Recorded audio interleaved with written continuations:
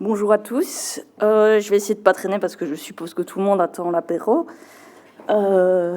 Donc, je vais vous parler d'une intervention qui a eu lieu l'année dernière au centre de Namur, pas très loin de la gare, et qui s'inscrit dans le contexte d'un vaste projet immobilier qui comprend plusieurs immeubles à appartements avec parking, commerce, salle de sport, etc.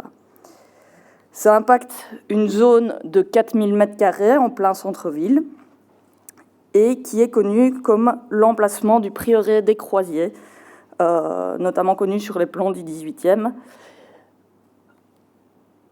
On sait aussi qu'une découverte fortuite juste au nord de la zone qui a été signalée à la Société archéologique de Namur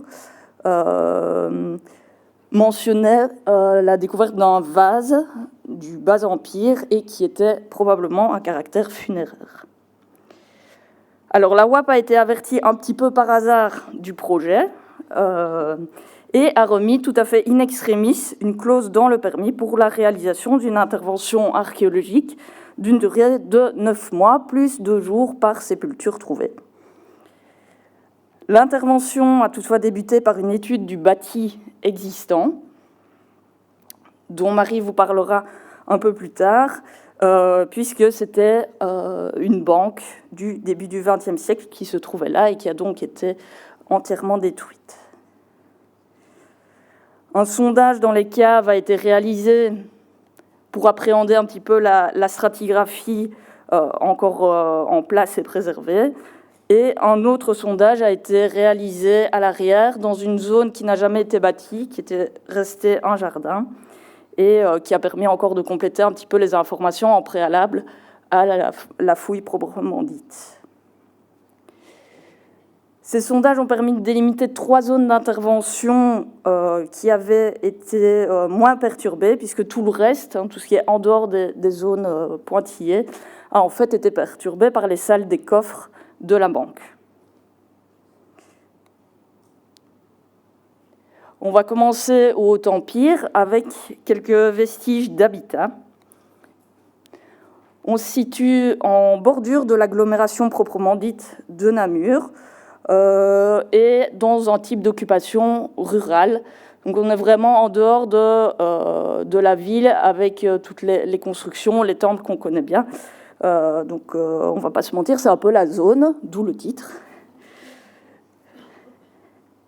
Voici le plan des structures. Je ne vais pas les présenter toutes en détail. Il s'agit essentiellement de fosses. Et on a quelques puits, également des silos, possiblement des latrines. Également plusieurs séries de trous de poteaux, dont la plupart étaient assez mal conservés. Il ne restait plus que quelques centimètres du remplissage. Et certains dessinent déjà un plan qu'on a pu identifier. Donc un grand bâtiment avec 2 nefs qui sont délimitées par des poteaux centraux. C'est un plan dont on trouve assez bien d'équivalents dans la littérature pour la période du Bas Empire, dont ces bâtiments de type Alphen-Ekeren, donc, qui sont des Wohnstallhäuser, donc un mélange d'habitat et d'écurie. Ici, c'est évidemment qu'une hypothèse de départ pour la recherche. Il faudra un petit peu compléter avec d'autres analyses pour voir si on a vraiment bien affaire à ce type de plan ici. Alors, se pose évidemment la question des voies de circulation dans cette partie de la périphérie de Namur, que vous voyez ici replacé sur le réseau viaire gallo-romain. Donc on se trouve en fait au carrefour d'une route qui relie le Condro à la Flandre et le Waite notamment, et une autre route qui part de Namur pour relier Tirlemont. Le site des Croisiers est vraiment situé en plein milieu de ces 2 voies. Et ces voies, pour l'identification de ces voies va être une des grandes problématiques du post-fouille. On pense qu'elles pourraient avoir persisté dans le paysage urbain, comme on peut le voir encore ici sur la carte de Ferraris au XVIIIe. Se posait aussi la question de l'organisation et de l'occupation des cimetières. Donc vous voyez ici les principaux pour Namur représentés. Ici, ce sont les cimetières du Haut-Empire, avec notamment ici le cimetière de la Motte-le-Comte, ici le cimetière de la place de la Wallonie à Jambes, celui de la Plante. Ici, on a un cimetière qui est plus à caractère rural, à Haute-en-Ève, et quelques découvertes isolées de sépultures. Et voici ce que ça devient pour le Bas-Empire, avec ici la plus grande zone, qui est le site des Croisiers. Et je vais laisser Valentine vous détailler un peu plus ce qui s'y passe à cette époque.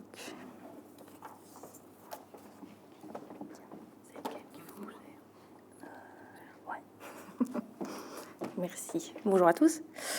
Du coup, vers la fin du IIIe siècle, l'habitat périphérique dont vous a parlé Élise est abandonné suite aux nombreux changements que nous connaissons au début de l'Antiquité tardive. Le lieu laissé libre permet l'installation d'une nécropole dès le début du IVe siècle, dont une septantaine de sépultures ont été mises au jour durant notre fouille. Bien que l'étude n'en soit qu'à ses prémices, voici quelques caractéristiques de celle-ci. La nécropole a relevé la présence tant de crémation que d'inhumation, dont la plupart d'entre elles présentaient un dépôt funéraire. Les premières observations biologiques réalisées sur le terrain par Caroline Laforêt et Lucas Derwal permettent déjà à ce stade d'envisager que la population représentée semble naturelle pour une société ancienne. 38% sont des sujets adultes, hommes et femmes, 34% sont des sujets immatures, et les 28 derniers pourcents sont pour le moment indéterminés, soit parce qu'il s'agit de fosses incomplètes, soit parce que les os étaient trop peu nombreux ou trop dégradés pour pouvoir déterminer une tranche d'âge. Les sépultures à inhumation, en mauve sur le plan, représentent la grande majorité des tombes au sein de la nécropole. Orientées nord-sud, à 3 exceptions près, elles s'organisent en ligne ou par regroupement. Ces tombes se présentent sous différentes formes qui nous permettent d'esquisser une typologie qui est bien évidemment brute de chantier, puisque nous allons commencer le post-fouille incessamment sous peu. Nous retrouvons tout d'abord un type classique fait d'un creusement quadrangulaire permettant d'accueillir un cercueil en bois, repérable par des traces négatives plus argileuses ou par la présence de clous. Ce modèle peut être comparé à la typologie que vous voyez à l'écran. Il s'agit d'une typologie lorraine faite par Gazenbeek, Lefebvre et Michel, et ici nous sommes donc la même chose que le type 3. Plus original, le défunt peut être placé dans un tronc évidé, reconnaissable par le rassemblement des ossements vers le centre de la structure et qu'on peut comparer au type 4 de la typologie lorraine. Se distingue ensuite un second type, celui de la chambre funéraire. Celle-ci est caractérisée par un creusement 2 fois plus large dans lequel se glisse un coffrage en bois qui peut être avec ou sans fond et ou avec ou sans couvercle. Son espace respecte une organisation stricte avec le défunt d'un côté et le dépôt funéraire de l'autre. Le défunt peut être mis dans un cercueil ou dans un linceul. Ce modèle de sépulture peut être associé au type 2 de la typologie. Enfin, 8 tombes présentaient une architecture en pierre, délimitant complètement ou en partie les bords de celle-ci, formant un coffrage dans lequel était posé le défunt et ses offrandes. Cette architecture pouvait de plus être associée à un coffrage en bois, comme nous pouvons l'observer ici. Bien que l'inhumation domine au sein de la nécropole, on constate la présence de quelques crémations en rouge sur le plan. Au nombre de 5, elles sont réparties dans l'ensemble de la zone fouillée et témoignent d'une persistance de certaines coutumes dans une époque en plein changement. L'une d'entre elles attire toute notre attention. De forme quadrangulaire, elle est entourée d'un fossé, donnant à cette sépulture une certaine importance, potentiellement liée à un statut privilégié. Son matériel est fragmenté et éparpillé au sein de la tombe, mais permet de la dater aux environs de 330-360 de notre ère. Des tombes aux structures similaires ont également été retrouvées dans la cité de Tongres et également à Tir-le-Mont et nous permettent quelques comparaisons. Les dépôts funéraires sont très diversement conservés. Des réouvertures plus tardives ont soit prélevé une partie du matériel, soit perturbé son ordonnancement, ne nous laissant qu'une série de céramiques brisées et dispersées dans la sépulture. Seuls quelques ensembles sont complets. Le mobilier, analysé par Frédéric Anu sur chantier, est composé essentiellement de céramique, d'éléments en verre, de rares peignes en os et de quelques objets en élages de cuivre ou en fer. La défunte la plus richement dotée était ornée de cette petite bague en or que l'on peut comparer à un modèle de Suarlé, également dans le Namurois. Au premier examen, ce mobilier funéraire tend à dater les sépultures entre 330 et le tout début du Ve siècle. Vous l'avez entendu, la particularité de la nécropole est qu'une majorité de tombes ont été réouvertes ultérieurement, puisque seules les tombes en verre ont été épargnées. Ces recreusements sont de plans rectangulaires ou ovales et se cantonnent strictement en limite des sépultures. Leur fond, irrégulier, témoigne d'un creusement à la hâte. Présents sur la totalité de la sépulture ou sur une partie ciblée, ils perturbent la tombe, son défunt et son matériel. En effet, les corps subissent des déplacements de membres, des réductions, des coupes franches, des éparpillements, voire un enlèvement total des ossements. Le matériel, lui, est très souvent fragmenté et certains types de matériaux y sont manquants, principalement le métal. Toutes ces caractéristiques semblent donc indiquer que ces réouvertures sont associées à des pillages. Mais de quand datent-ils ? Plusieurs indices tendent vers une réouverture peu de temps après l'inhumation. Tout d'abord, nous l'avons évoqué, les pillages ne dépassent pas la limite de la tombe. Celle-ci devait donc encore être marquée dans le paysage de la nécropole. De même, le ciblage de certaines zones du corps semble indiquer que les visiteurs connaissaient l'emplacement ainsi que l'orientation exacte du défunt. Ensuite, plusieurs mouvements anatomiques ont été repérés, notamment des déplacements de bras ou de jambes complètes qui indiquent que le défunt était à un certain stade de décomposition peu avancé. Et enfin, plusieurs pillages n'ont pas entamé le bois du cercueil ou de la chambre funéraire, comme c'est le cas ici, mais plutôt l'ont suivi, signe que ce matériau devait encore tenir. L'ensemble de ces éléments nous pousse donc à dater les pillages aux alentours du 5e, voire du 6e siècle. Nulle part dans l'emprise n'a été repéré les limites de la nécropole. Toutefois, quelques indices, ça et là, nous permettent d'esquisser une aire complète. Nous savons qu'elle continue au nord, grâce à la découverte fortuite de sépultures signalées à la Société archéologique de Namur, comme vous a parlé Élise, sur la parcelle voisine. À l'est, une intervention en 2005 à la venelle de la Grande Forge par Marie a relevé la présence de 3 fosses rectangulaires à parois verticales et à fond plat, contenant des blocs de grès de tailles diverses. Interprétés à l'origine à cause des blocs comme des négatifs de structures construites, on pourrait désormais y voir une extension de la zone funéraire de la rue des Carmes. En étendant la nécropole jusque-là, elle jouxterait alors ainsi la route nord-sud reliant Namur à Taviers, dont le tracé était localisé à 3 endroits, au Grognon, à la place d'Armes et à la rue de Fer. Notons également que c'est de l'autre côté de cette route que se trouve le cimetière de la Motte-le-Comte, dont vous a encore parlé Élise, et dont les sépultures datent du 1er au 3e siècle, avec quelques individus du 4e siècle. La nécropole de la rue des Carmes, avec ses tombes de la fin du 3e au début du 5e siècle, pourrait donc être la continuité de cette nécropole de la Motte-le-Comte. Enfin, au sud et à l'ouest, la limite pourrait être marquée par la route remontant vers le vicus de Bautzey, et dont nous avons parlé en début de communication. Si on envisage toutes ces limites, on pourrait restituer une emprise à la nécropole sur environ 1 hectare, ce qui pourrait en faire le cimetière principal de la ville à cette époque. Jusqu'ici, il avait été établi, grâce aux interventions archéologiques et découvertes fortuites menées à Namur, en rouge sur l'écran, que l'habitat assez étendu du Haut-Empire avait subi, à partir du IIIe siècle, un retrait significatif vers le confluent, suivant le schéma classique des villes dans nos régions. Toutefois, au vu de l'extension probable et de l'importance du site funéraire de la rue des Carmes, il faudra sans doute reprendre le dossier de l'occupation des 4e et 5e siècles à Namur, afin de nuancer cette vision.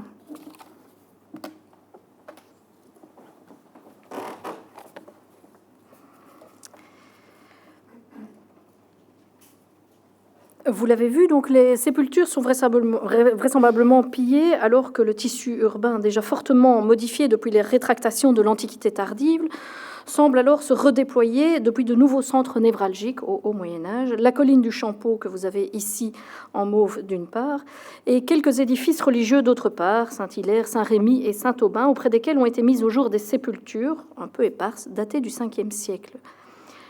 Les stratigraphies qui sont liées à l'habitat des 5e et 6e siècles à Namur sont très denses au Grognon et plus tenues au cœur de la Corbeille, comme des traces d'habitat à la place Maurice-Servet ou d'artisanat à la rue d'Arscan. Dans l'emprise de 2023, le retrait est net. Non seulement le cimetière est suffisamment laissé à l'abandon pour que l'on se permette de le piller, donc désignons aussi une différence dans les conceptions même des cimetières, mais en plus, aucune structure ou mobilier archéologique n'est formellement daté entre le 5e et le 12e siècle. Ce hiatus se manifeste aussi au niveau stratigraphique, puisque les terres de jardin qui sont accumulées sur place, ici à l'étude par Olivier Colette, n'ont même pas enregistré de mobilier de ces époques. Seule l'historiographie et l'onomastique nous offrent un lien ténu avec le premier Moyen-Âge. D'abord, l'historien namurois Galliot, au XVIIIe siècle, alors qu'il décrit le prieuré des Croisiers, signale dans le cloître l'existence d'un puits à Saint-Éloi, saint mérovingien. D'autre part, une petite ruelle non localisée, mais située visiblement quelque part dans ce coin-là, est appelée Chernial-Ruelle, qui est donc une possible allusion à l'affectation funéraire antérieure du lieu.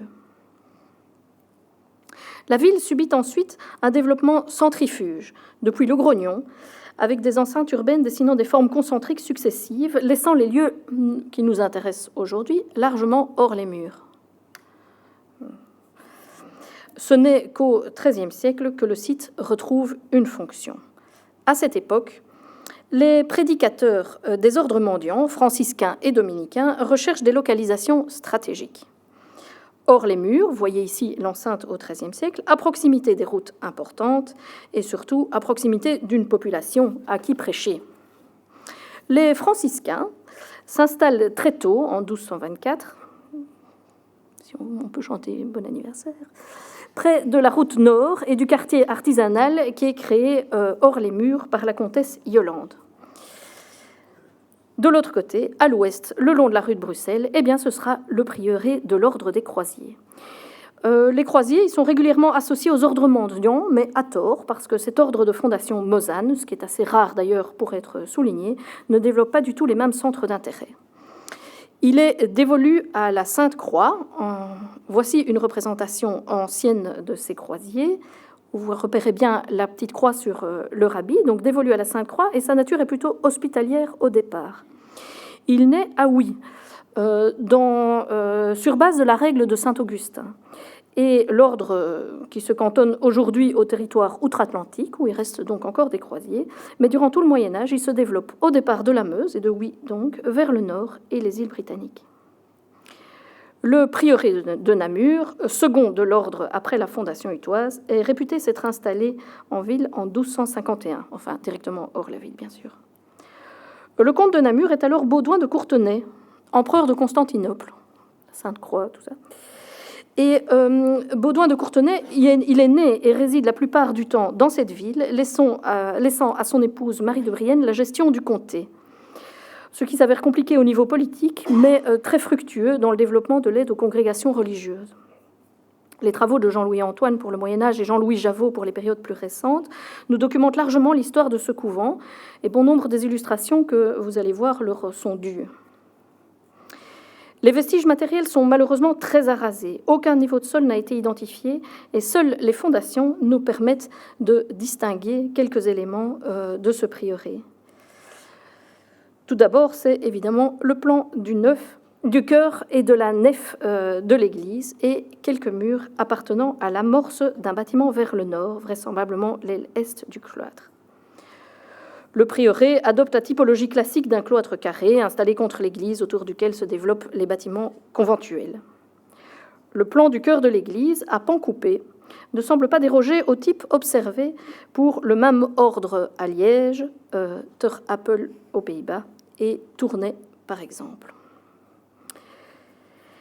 Les sanctuaires se trouvent dans le prolongement d'un vaisseau mononef, comme pour les églises des ordres mendiants.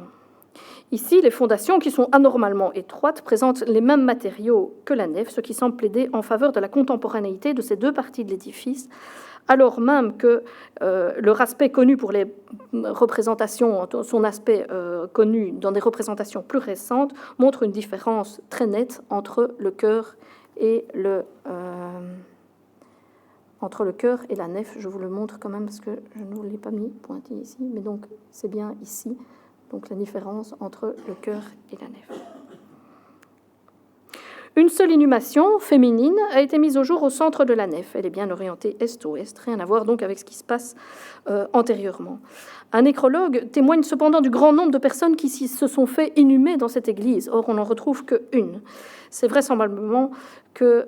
oui, la voilà quand même. Boum. La suppression du couvent à la fin du XVIIIe siècle par Joseph II et Marie-Thérèse a donné lieu à une récupération des matériaux dont fait d'état, ici à droite, un long inventaire. Peut-être est-ce à l'occasion de ces travaux de récupération de matériaux que les sépultures ont été récupérées, rassemblées et ou dispersées. Sur place, une grande fosse ossuaire, curieusement aussi occupée par un énorme bloc de matériaux inidentifiés, recueille une grande quantité d'ossements visiblement sélectionnés, puisque ce sont principalement des os longs et des crânes. Le cloître abrite les fonctions principales, prière, logement, sustention, travail. Et lors d'une phase de transformation des lieux, la galerie sud du cloître a été prolongée à travers l'aile construite pour permettre un passage direct vers le jardin. Voilà ce que ça donne en plan. L'absence de mobilier archéologique empêche de dater ces transformations, mais les sources textuelles font l'écho de nombreux travaux consentis au temps moderne. Les bâtiments annexes, ici sur les zones bleues, assurent le fonctionnement matériel des lieux. Ici, il ne semble pas s'agir d'un véritable quartier agricole, puisque le prieuré tire la plupart de ses ressources de revenus extérieurs, fonciers et agricoles, notamment par le biais de cette ferme, toute proche de Namur, aimablement signalée par Jean-Louis Antoine. Cependant, l'iconographie et la documentation textuelle attestent de la présence d'une vigne sur place, que vous voyez ici très bien représentée. Et un petit voyage d'études a permis de vérifier la vérité de ces représentations. Et nous avons aussi une petite représentation qui nous a fort étonnés, mais malheureusement, elle était hors emprise. Mais bon, là, je vous la montre juste pour le plaisir. C'est que vous avez donc ici une série de petits enclos autour desquels on s'est longuement interrogé. Et puis, le passage de Jean-Yves Dufour, qui a toujours des idées pour ce genre de choses, nous a éclairé, puisque lui propose d'y restituer ceci, des enclos à cochons.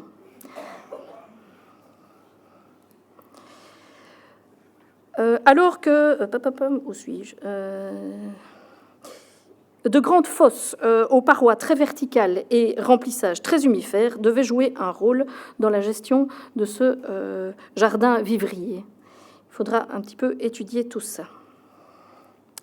Alors que le prieuré est en déshérence, les nombreux sièges de la ville affectent tant les fortifications que les constructions intramuros. Une tranchée zigzag, mise au jour dans les jardins du prieuré, est sans doute à associer, d'après le rare mobilier contenu dans ces remblais, à un siège mené par les armées françaises, soit de Louis XIV, soit de Louis XV en 1746. Elle a été observée sur une faible profondeur, mais quelques aménagements sont bien visibles, notamment l'aménagement d'un escalier et des petits piquets latéraux, qui semblent indiquer qu'il s'agit d'une tranchée qui est bien creusée par les assaillants et dont la cible est donc située au sud, sur la citadelle. L'orientation générale de la tranchée est très curieuse, car habituellement, les zigzags sont utilisés comme tranchées d'approche orientées vers les places fortes. Et de plus, ici, on est déjà dans une zone en grande partie urbanisée, sans accès vers un point sensible connu. Ces structures illustrent les manœuvres réalisées intramuros durant une guerre de siège, alors que la ville est partiellement acquise aux assiégeants, qui y installent des postes de tir pour atteindre la place forte elle-même. À la fin du XVIIIe siècle, donc, le prieuré est supprimé et s'est bien dispersé. Comme cette statue de Saint-Léonard, aujourd'hui au Musée des Arts Anciens, et les très beaux manuscrits qui sont produits par le Scriptorium des Croisés, qui était fameux à cet égard. Tous les secteurs, après ce démantèlement, fait alors l'objet de grands projets d'urbanisation, liés au démantèlement aussi des fortifications, notamment le bastion, évidemment nommé de la Croix, tout proche. L'actuelle rue Godefroy est percée au XIXe siècle depuis la rue de Bruxelles et recoupe église et cloître. La pression immobilière fait le reste, et c'est la Banque centrale de la Société générale de Belgique, société fondée en 1822, qui y déploie ses activités dans un grand bâtiment néoclassique que vous voyez ici. Enfin, en 1950 est percée la rue des Carmes, célèbre pour son architecture art déco très homogène, et cette rue assure dès lors un accès arrière à la banque, qui va y déployer une façade et un perron monumental et un espace de circulation automobile de ce côté. C'est ce que vous voyez en jaune sur le plan. S'installe également une monumentale salle des coffres à l'arrière. Et pour l'anecdote, la sécurité de la salle des coffres, nous avons pu en attester, est notamment assurée par des chaînes de bateaux qui sont coulés dans les bétons des murs, sols et plafonds pour assurer la sécurité. Vous en avez ici une vue des années 50 prise par le photographe Piron, le grand photographe namurois. Pour conclure, je voudrais juste réitérer les remerciements de l'équipe envers tous les partenaires de cette opération, qui a été, comme vous l'avez vu, réalisée dans de bonnes conditions d'intervention. Vous avez même vu notre chapiteau. Et ces conditions d'intervention dont on oublie qu'elles sont en fait normales et elles sont trop rarement atteintes au niveau de l'archéologie wallonne aujourd'hui, parce qu'on est bien ici dans quelque chose qui est de l'ordre de l'exception, qui, Élise vous l'a dit, est uniquement dû au hasard, mais on vous le raconte avec grand plaisir autour d'un verre tout de suite, et on vous remercie pour votre attention.